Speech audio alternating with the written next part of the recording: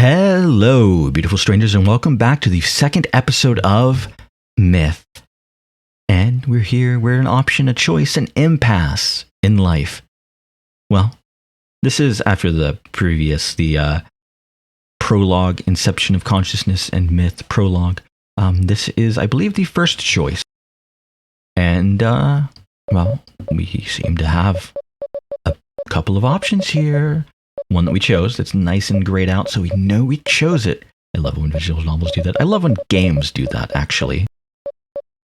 But we can also stop by somewhere. Let's go. Let's go somewhere else. I stood for a moment at the intersection and gazed across it. What was beyond there? I was curious. I didn't let my curiosity get the best of me, however. I proceeded home as I was supposed to. Got my nose itches. What good would it be for me to head to the other side of that intersection? It wasn't like the world would change by doing so. Sure. Well, we're at a second choice, and it seemed like the first one was just completely pointless. Man, my nose itches like crazy. I don't know why. Whatever. So let's just take another drink, because I am kind of thirsty. Too sweet. Don't like sweet wine. Don't like sweet wine. But it's not annoying enough that I'm gonna, not drink it.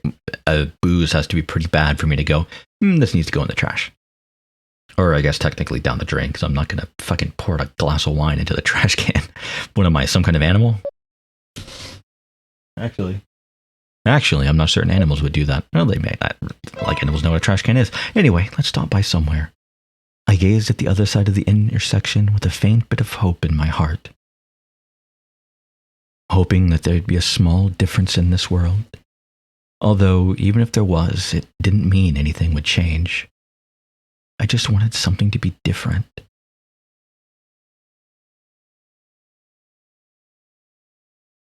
There was a difference.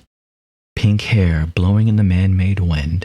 That, in itself, was enough to catch one's attention, but there's no wind. Doesn't that mean that there's no rotation of the earth, no weather patterns? No, God, I think heating from the sun and cooling from the oceans, it also cause weather. Fuck, I'm overthinking things. Just ignore it, me. She had a shadow to call her own. Black existence trailing behind her feet. Hi, Morgana. It startled me more than I had expected. It was an oddity to me. We'll play after I finish recording. She stood before a road that went both left and right. She wandered for a moment before heading down the left side of the road. I pursued her. There wasn't anything in particular I'd wanted to ask. It was none of my business if she had a shadow or not. Hopefully this pursuit doesn't end in the way that Shikis have done. Never mind. But I followed her anyway, heading in the opposite direction from the one I usually went. I entered a particularly narrow road, turned left at the end, and went into a back alley. She wasn't heading anywhere particularly extravagant. It was just an abandoned building. She stood there for a moment, unmoving. Is something about to happen? And before long, something did. A door opened, distorting the atmosphere. There was a vortex eating away at our very dimension. The girl spoke under her breath. Seeing her standing there, speaking to herself like that, brought to mind an ancient magician or something. What is that? Japan's technical skill is unrivaled in the world, but no one could produce something like what I had just seen. Not that I had any basis for saying that, but transporter capable of manipulating substances, that might be a possibility. Nerd. I guess that would make it no difference than a clothes iron I have back. What? Yes, interdimensional matter transporter. Yep, no different than a clothes iron. Fucking weep. No. This dude. Look at it. Fuck. I mean, clothes are one thing, but wouldn't it require a ton of energy to have that effect on such a large wall? Maybe some sorta... Excuse me. I averted my gaze from the door to find the girl from earlier standing before me. Iron? Hello, Iron-san. She flashed me a smile. I took a deep breath. Time to fix this little misunderstanding.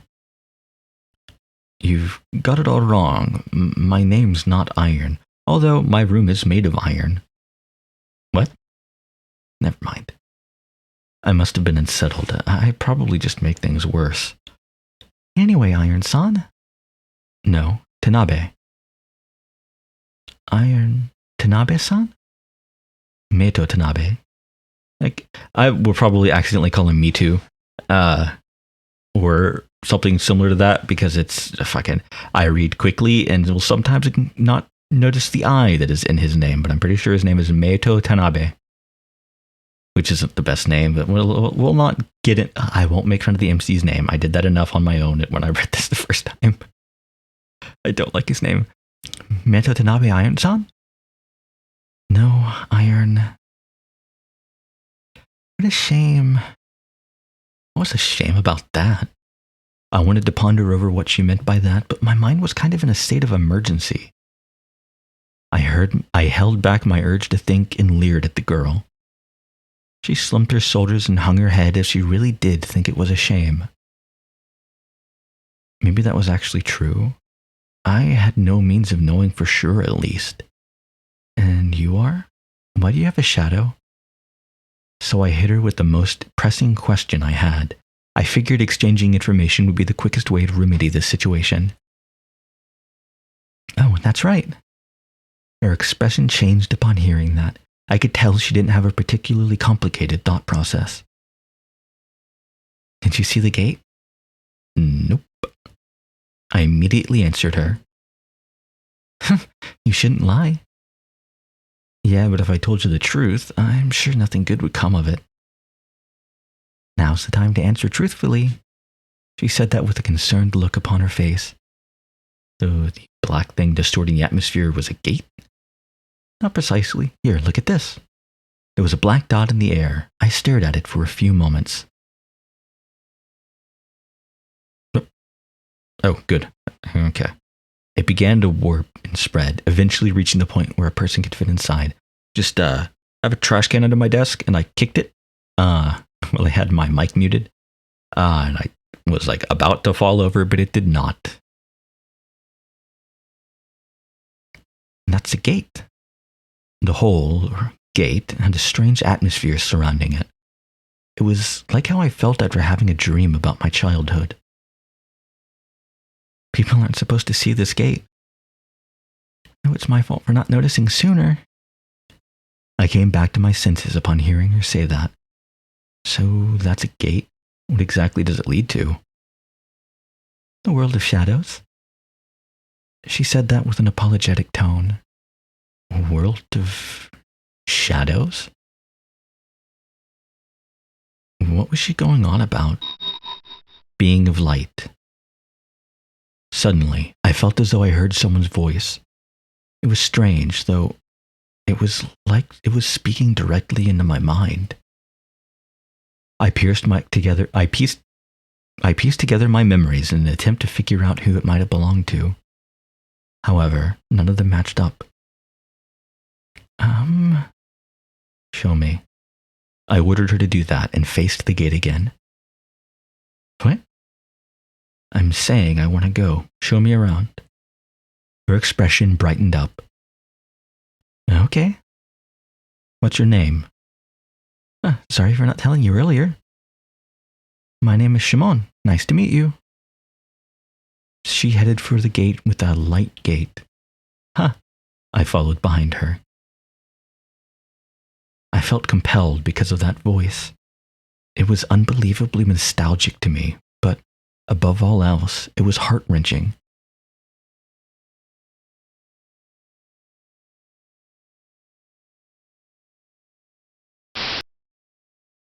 Myth. Otherworld. I lived in a big house. I lived with Mama. I was around 18 years old, I think. A big room in a big house. That was where I was. I was happy. Mama was nice. Oh, this isn't really a big deal, but Mama ate me. Mama was my mama. Obviously.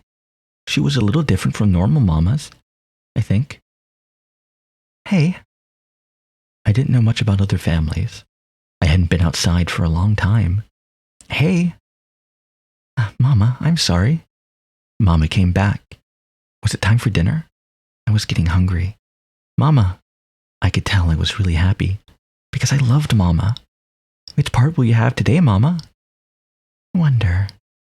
She began to think for a moment. I had an idea. I have an idea. What about my arm? I tried asking her that. Your arm? Yeah, my arm. There are lots of muscles. I think it'll be tasty. If you say so. She pointed the saw on her hand toward me. I'm excited. Me too. Rip, rip, rip. Just enjoy the sound of sawing as I take a drink.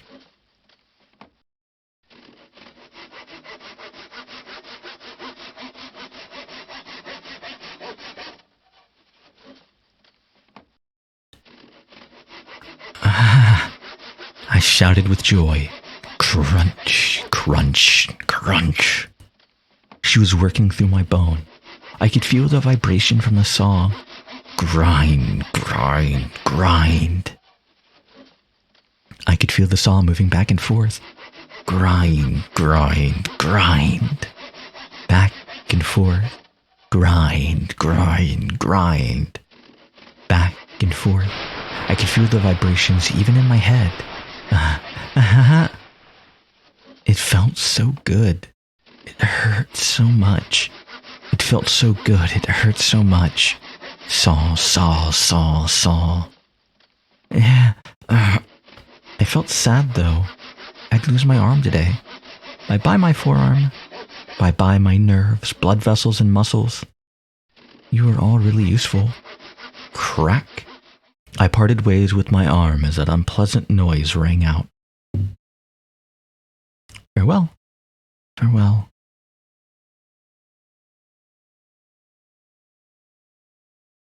It looks good. She was ready to eat.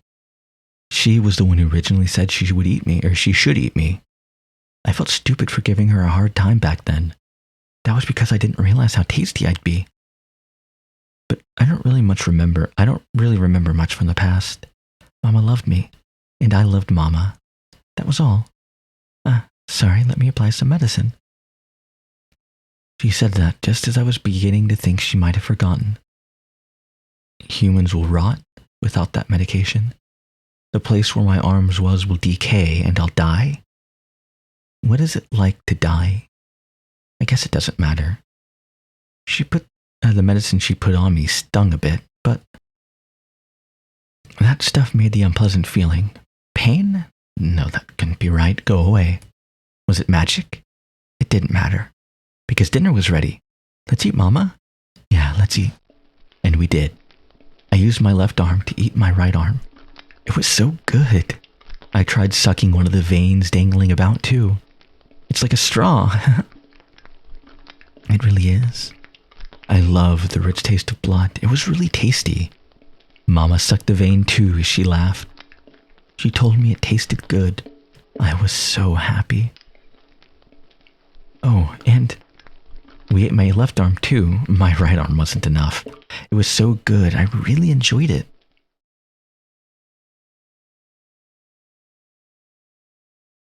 Myth, day 1, the beginning. That was perfectly normal family. I mean, haven't you been having dinner with your family and they just go, for dinner, I think we should have your arm. Yes, perfectly normal. Total darkness. A darkness so deep that I couldn't even make out my surroundings. Shimon finally spoke up. Over here. I felt something warm in the palm of my hand. It seemed like she was holding it. I began to walk, that warmth serving as my guide. It's so dark, I can't see a thing. It was as though there was no sunlight at all in this world. I couldn't make out any visible light source. I forgot. Shimon told me to stay still, so I did just that. Then she proceeded to hit me on the head. It hurt. Sorry, that should make things better. He told me to look carefully. I focused on my surroundings and... You're in a dank dark cave. The darkness began to clear away, revealing a cave of sorts. Where are we? In a passageway between the world of light and the world of shadows. Huh? She began to walk again, and I followed behind her. How did you do that? Shimon magic. She waved her arms about, trying to make it seem like it was all mysterious. Oh. You don't seem to believe me. Of course not. Why would we need any lighting at all if you could just make things bright by hitting someone? Light's pretty useful for waking you up, but I do have to admit that I look pretty pathetic when I do. Well, yeah, but that's just how it works. She shrunk back, seemingly sorry about that fact. I kind of felt like I had done something wrong. Like you said, I guess it's just magic. I put an end to that discussion. Not that there was any need for me to reach a particular conclusion concerning that phenomenon. That's just what I decided upon. Yeah, I can see the sunlight. I squinted.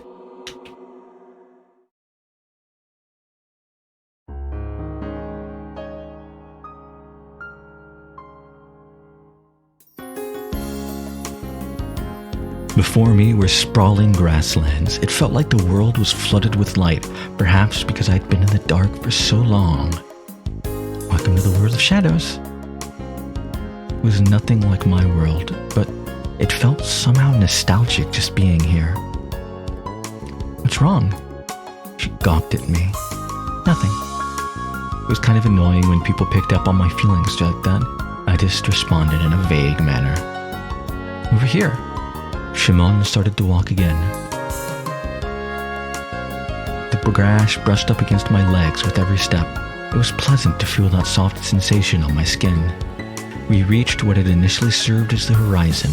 A number of buildings were visible beyond there. What are those? What do you think? Buildings? That's right. I looked at her face. She looked back at me with a smile. And who owns those buildings? Who do you think? Shadows. You're absolutely right. You're making fun of me. Never mind. I probably shouldn't follow up on that, or at least that's what my instincts were telling me. She probably didn't even realize that wasn't what I meant. Let's go. She began to walk forward. Wait. What's wrong?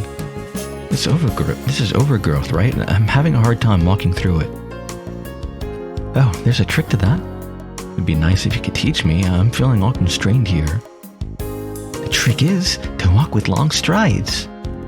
It's simple, just take wide steps. Doing so means your feet reach the ground less, which prevents the overgrowth from getting in the way. I'm such a genius. It honestly wasn't worth it to argue with her, so I just did what she said. Her trick barely helped, of course. We made it through the annoying overgrowth. Eventually, the tangles gave way to a smooth prairie. The buildings were right before us, and what I saw was...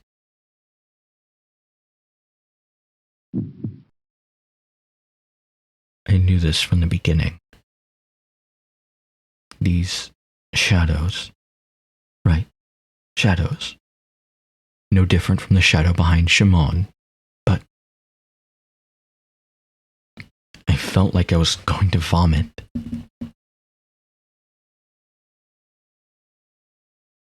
Why, though? This is the world of shadows. It only makes sense for there to be shadows. We're almost there. Come on. Okay. I followed behind her. It was like her shadow was tugging at me. Hey, Morgana. Hey, pretty girl. We'll play after I finish recording. I promise. I had only known of their existence from textbooks. It was different from what was written on those pages, though. A vortex of the unreal.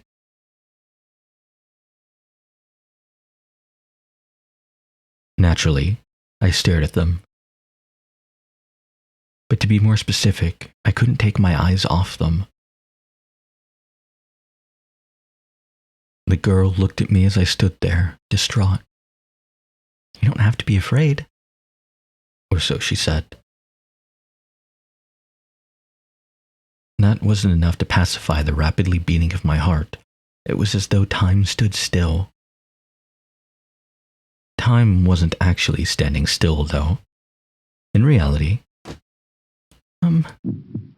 that being made me realize that wasn't the case. This village of shadows I visited out of pure curiosity. I was prepared for this. I understood what that entailed. At my back were shadows, beings conversing, and my mind went blank. No. Sorry, I'm not going to shout into the microphone. I pushed aside the black being and recklessly ran to the village. "Meito-san?" I ignored her.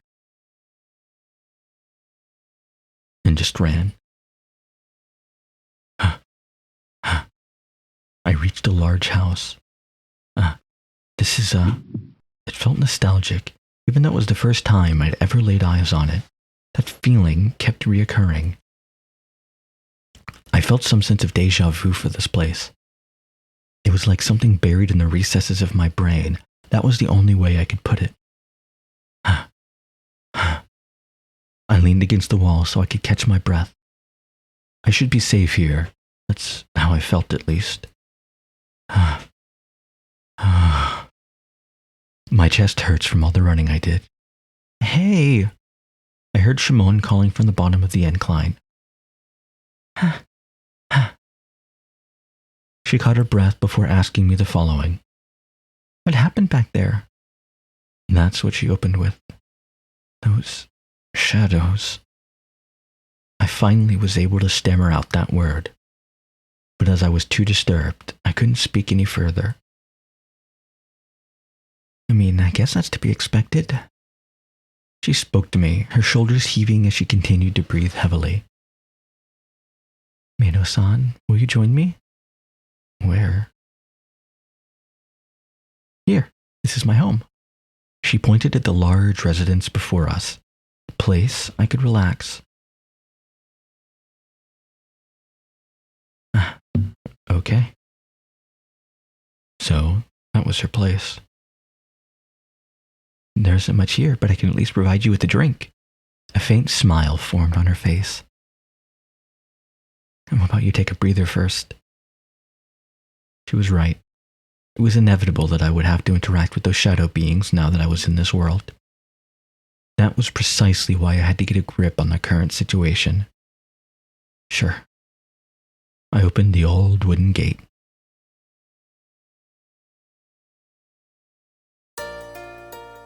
And inside that wooden gate, I think, is the end of the episode.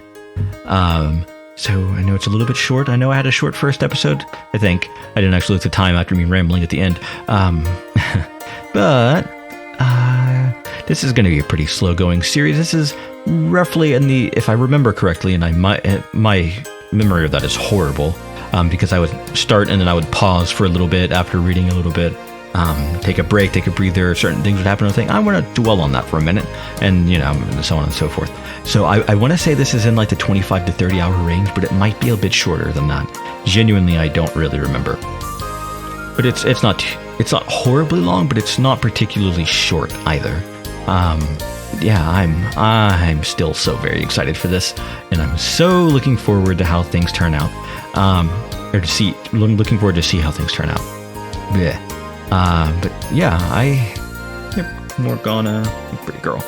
I am very excited, and I cannot wait to continue on as we explore a little bit more of the Shadow Village and learn a little bit more about this pink-haired woman, Shimon. Well, I hope you will all join me next time.